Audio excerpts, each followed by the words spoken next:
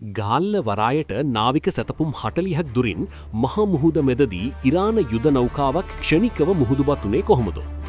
ලෝකයේම හිතුවේ මේක හදිසි අනදුවක් කියලා වුණත් ඇත්තම කතාව ඊට වඩා ගොඩක් භයානකයි. මේක නිකම්ම ගිලී යාමක් නෙවෙයි, ඉන්දියානු සාගරයේම ලේවිලක් කරපු රහසිගත සබ්මැරින් දඩයමක ආරම්භයයි. ඉරාන නාවිකයන් 90කගේ ජීවිත බිලිගත් මේ මෙහෙයුම පිටුපස ඉන්නේ ඇත්තටම කවුද? මේ ඉන්දියානු ඇමරිකා එකතු වී ගහපු ගේම් එකක්ද? අපි යමු වීඩියෝට. අනතුරට ලක්වුණේ ඉරාන නාවික හමුදාවට අයත් අයිරිස් ඩේනා කියන සුපිරි යුද නෞකාවයි. මීටර් 95ක දිග මේ නෞකාව හෙලිකොප්ටර් පවා ගොඩබැස්විය හැකි අති නවීන අවි ආයුධ වලින් සමන්විත එකක්.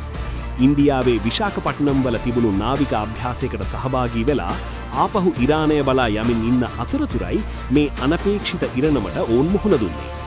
මාර්තු 4 වෙනිදා පාන්දර 5:08ට ශ්‍රී ලංකා නාවික හමුදාවට හදිසි පණිවිඩයක් ලැබෙනවා.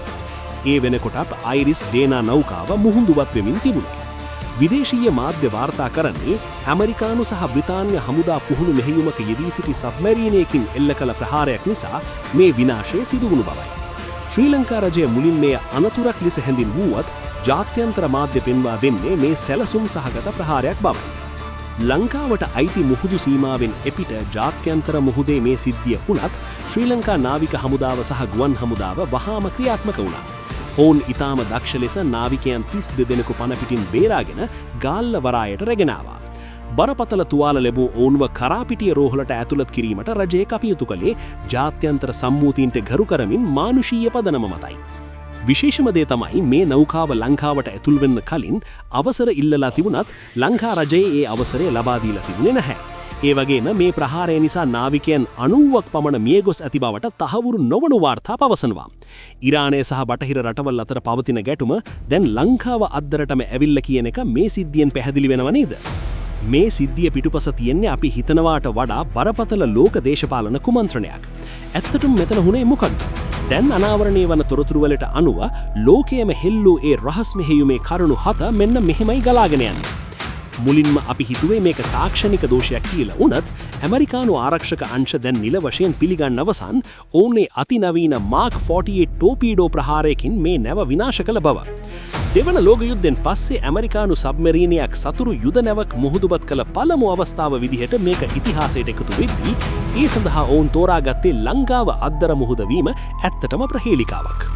වඩාත්ම පුදුම හිතන දේ තමයි මේ ඉරාන නැව අපේ කාලපයට ආවේ ඉන්දියාවේ විශේෂ ආරාධනයට මිලන් 1026 යුද අභ්‍යාසයට සහභාගී වෙන්න වීම.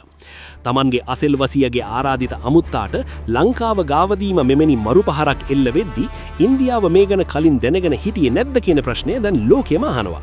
ඇත්තටම ඇමරිකානු සබ්මරීනයක් අපේ මුහුදු සීමාවට මෙච්චර කිට්ටුවට ඇවිල්ලා ප්‍රහාරයක් එල්ල කරනකම් ලංකාවේ ආරක්ෂක අංශවලට ඒක රේඩාර් තිරයකවත් දකින්න ලැබුණේ නැද්ද කියන එක තවත් ලොකු අභ්‍යාසයක්. මේ ප්‍රහාරයෙන් ඉරාන නාවිකයන් 90ක් පමණ මිය යද්දී ඉරානයේ මේ ගැන දැඩි කෝපයෙන් ඔවුන් මේ සඳහා පලිගන්න තෝරාගන්නේ ඉන්දියානු සාගරයේ වුණොත් මැද පෙරදී ඇවිලෙන යුද්ධය ලංකාව ගාවටම එන එක වළක්වන්න බැරි වේවි. ඒ වගේම මේ සිද්ධිය නිසා ඉන්දියාවත් දැන් ඉන්නේ ලොකු අපහසුවකට. මොකද Tamanගේ මිතුරා වෙච්ච ඇමරිකාව Tamanගේ අමුත්තා වෙච්ච ඉරානයට ගහපු එක ගැන ඉන්දියාවට තාමත් පැහැදිලි උත්තරයක් නැහැ. දැන් තියෙන ලොකුම කුතුහලය තමයි අනතුරට ලක්වුණු දෙවල ඉරාන නැව ගැන තීරණය. ඒ නැව දැන් ත්‍රිකුණාමලයේ වරායට රැගෙනීමෙන් පවතිනවා. පළමු නැවට වුණ දේ මේ නැවටම වෙයිද? නැත්නම් ලංකාව මැදිහත් වෙලා මේ නාවිකයන්ගේ ජීවිත බේරා ගනීද?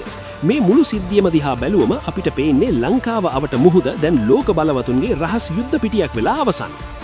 ඉතින් මෙවැනි යුද නැවකට ලංකාව අසලදී ප්‍රහාරයක් එල්ලවීම අපේ රටේ ආරක්ෂාවට බලපෑමක් වෙයිද?